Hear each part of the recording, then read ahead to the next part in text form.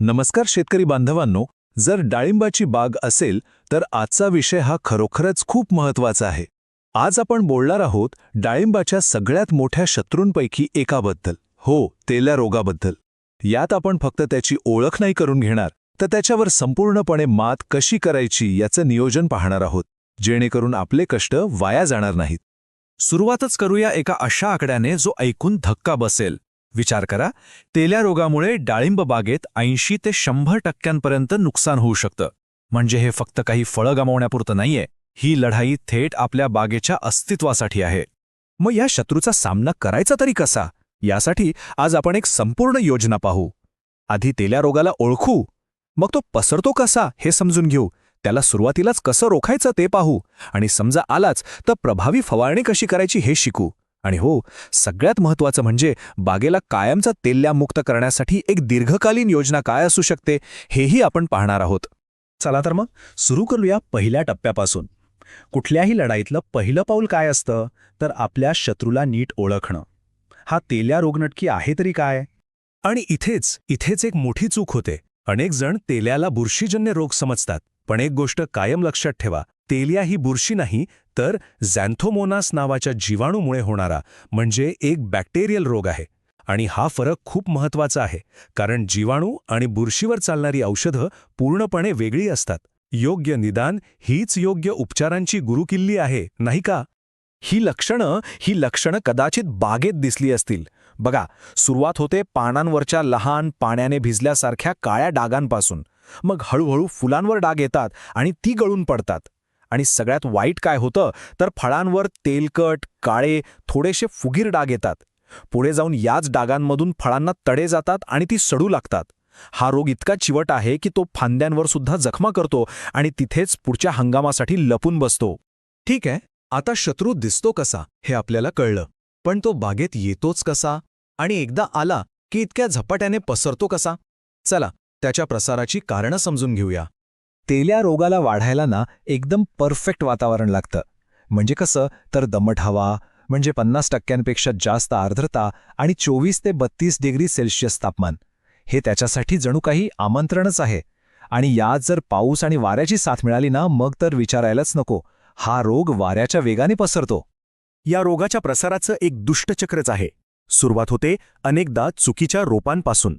जर आपण प्रमाणित नसलेली रोगग्रस्त रोपं लावली तर आपण स्वतःच रोगाला आपल्या बागेत आमंत्रण देतो. मग निसर्ग आपलं काम करतो. पावसाचे शिंतोडे आणि वारा या जीवाणूंना एका झाडावरून दुसऱ्यावर अगदी सहज पोचवतात. एवढंच नाही तर छाटणीची अवजारं आणि कामगारांचे कपडे सुद्धा नकळतपणे या रोगाचे वाहक बनतात. आणि सगळ्यात धोकादायक गोष्ट म्हणजे गळून पडलेल्या पानांमध्ये आणि फांद्यांवरच्या जखमांमध्ये हे जीवाणू पुढचा हंगामाची वाट बघत आरामात जिवंत राहतात. एक म्हण आहे ना, उपचार करण्यापेक्षा प्रतिबंध बरा. मग या रोगाला बागेत शिरण्यापूर्वीच कसं थांबवायचं? आपली संरक्षणाची पहिली आणि सगळ्यात मजबूत फळी म्हणजे प्रतिबंधात्मक उपाययोजना. तेल्याला बागेपासून दूर ठेवायचं असेल तर काही सोप्या पण अत्यंत प्रभावी गोष्टी करता येतात. सगळ्यात पहिलं आणि महत्त्वाचं, लागवड करताना फक्त आणि फक्त प्रमाणित रोगमुक्त टिश्यू कल्चर रोपांचाच वापर करा. दुसरं, झाडांमध्ये योग्य अंतर ठेवा. यामुळे हवा खेळती राहते आणि दमटपणा कमी होतो. तिसरं, बाग स्वच्छ ठेवा. गळालेली पानं आणि छाटलेल्या फांद्या म्हणजे तेल्यासाठी हक्काचं घर आहे. त्यांना ताबडतोब गोळा करून नष्ट करा. चौथी गोष्ट, छाटणी अशी करा की सूर्यप्रकाश झाडाच्या आतपर्यंत पोहोचेल. सूर्यप्रकाश हा एक नैसर्गिक जीवाणूनाशक आहे. आणि शेवटचं, नत्राचा अतिरिक्त टाळा. जास्त नत्र म्हणजे जास्त कोवळी लुसलुशीत वाढ, आणि हे म्हणजे तेल्यासाठी आयतं निमंत्रणच. पण समजा सगळी काळजी घेऊनही तेल्याने बागेत प्रवेश केलाच. अशा वेळी घाबरून न जाता आपल्याकडे नियंत्रणाची एक ठोस योजना तयार असायला हवी. चला, आता रासायनिक आणि जैविक नियंत्रणाच्या पर्यायांवर बोलूया. इथे तज्ज्ञ एक खूप महत्त्वाचा सल्ला देतात. तो म्हणजे लक्षणं दिसण्याची वाट बघू नका. तेल्याच्या बाबतीत फवारणी ही नेहमीच प्रतिबंधात्मक असली पाहिजे. म्हणजे रोग येण्याआधीच त्याला रोखण्याची तयारी. विशेषतः जेव्हा हवामान दमट आणि पावसाळी असेल तेव्हा तर अजिबात धोका पत्करू नका. तर मग फवारणीचं वेळापत्रक कसं असावं? डॉक्टर शर्मा यांनी शिफारस केलेलं हे वेळापत्रक पाहूया.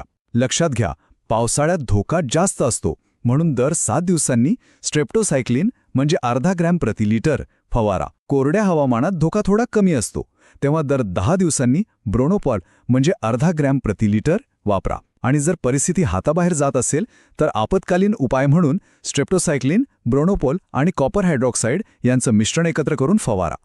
रासायनिक उपायांशिवाय आणखी एक पर्याय आहे, तो म्हणजे वनस्पती आधारित किंवा बोटानिकल फवारण्या. आता या दोन्हींमध्ये फरक काय? रासायनिक फवारण्या पटकन परिणाम दाखवतात, पण फळ काढणीच्या काही दिवस आधी त्या थांबवाव्या लागतात. याउलट बॅक्टोरीजसारखे बोटानिकल पर्याय थेट जीवाणूंच्या पेशींवरच हल्ला करतात. यांचा सगळ्यात मोठा फायदा म्हणजे फळं काढायच्या दिवसापर्यंतही हे वापरता येतात आणि जीवाणूंमध्ये प्रतिकारशक्ती निर्माण होण्याचा धोका नसतो, जो रासायनिक औषधांमध्ये नेहमीच असतो. आतापर्यंत आपण रोग नियंत्रित करण्याबद्दल बोललो, पण आता आपण या माहितीच्या सगळ्यात महत्त्वाच्या भागाकडे वळतोय. तेल्याला फक्त नियंत्रित नाही, तर आपल्या बागेतून कायमचं हद्दपार कसं करायचं.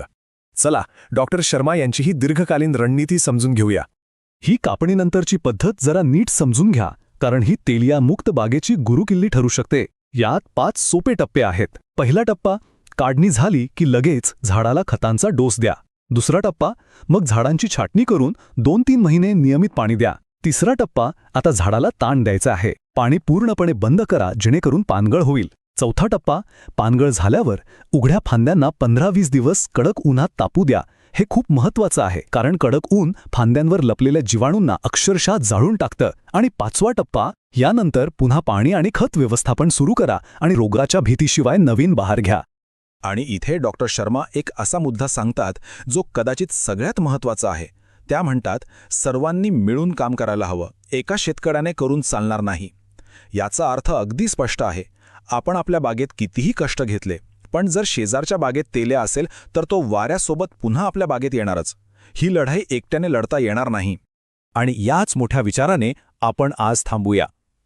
तेलिया रोगाविरुद्धची ही लढाई फक्त एका बागेपुरती नाही, तर संपूर्ण शेतकरी समाजाची आहे. ही एक चळवळ बनण्याची गरज आहे. तर मग विचार करा आणि एकमेकांना विचारा, आपण सर्वजण मिळून महाराष्ट्राच्या डाळिंबा बागांना तेलियामुक्त करू शकतो का?